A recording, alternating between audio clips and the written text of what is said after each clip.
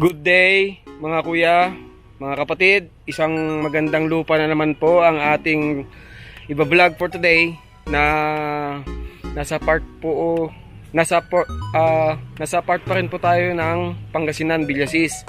So napakaganda po ng lupa na to kasi nga malawak, which is nasa 13 hectares po.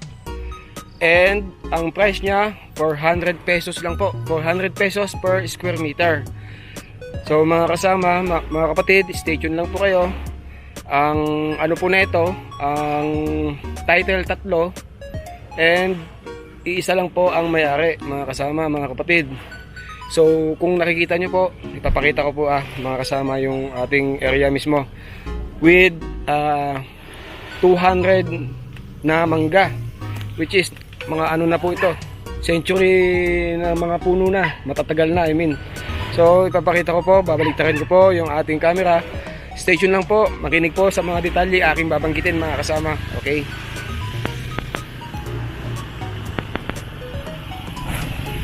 ayan.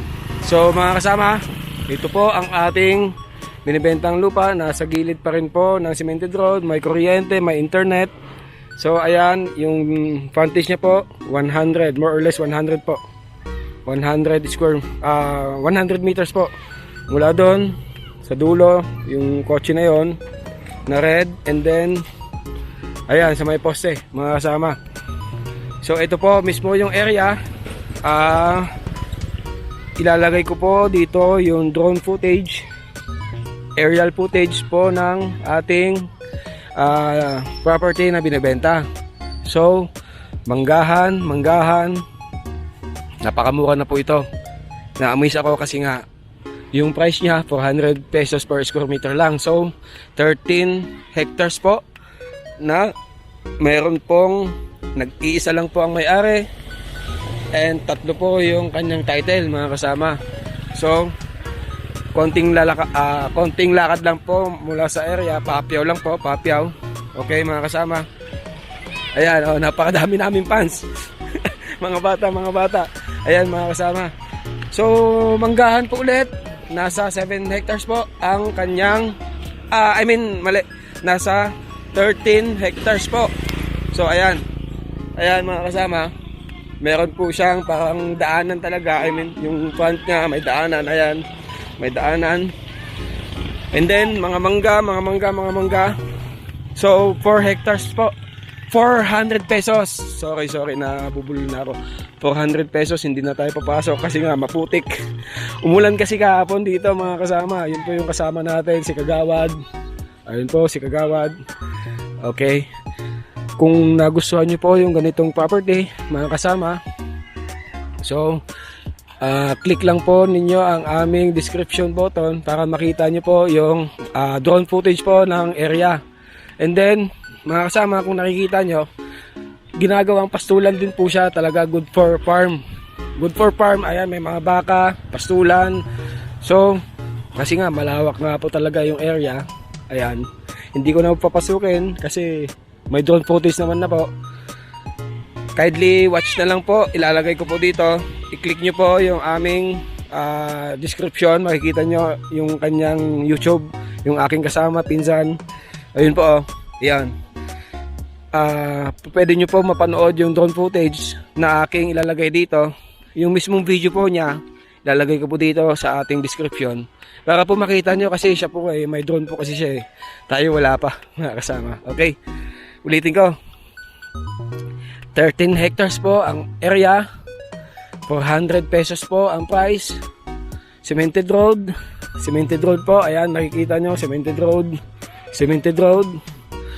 May kuryente, 3 phase, merong internet, ewan ko, PLDT ata to, PLDT, tapos may Converge, ayan, Converge. Tatlong klaseng internet, mga kasama. Napakaganda ng area. Wala na po kayong magiging problema dito. So ayan, ulitin ko po ulit, mga kasama, ang ating area 13 hectares na merong mga mangga, 200 na puno ng mangga, at higit sa lahat, mga kasama, napakamura po nito. Nasa 400 pesos lang po per square meter. So kung kukwentahin nyo po, yung mangga pa lang, yan, panalo na kayo dyan. Aani kayo dyan ng dalawang beses sa isang taon kung talagang sisipagan nyo mag-spray. Kasi nga ito mga ano na to, mga century na puno na. So masipag itong mga mamunga, mga kuya, mga kapatid. So wala kayong magiging problema. Ulitin ko po ulit, 13 hectares, 400 pesos yung price, tatlong title, and then mga kasama, tatlong title, nag-iisa lang po ang nakapangalan sa titulo, mga kasama.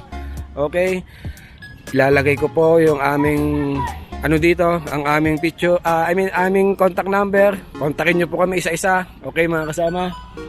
So until my next video po sa ating pinaka magagandang lupa na ating iba-vlog. Until my next video, kindly subscribe po tayo para po sa mga susunod po nating video pa, mga kasama.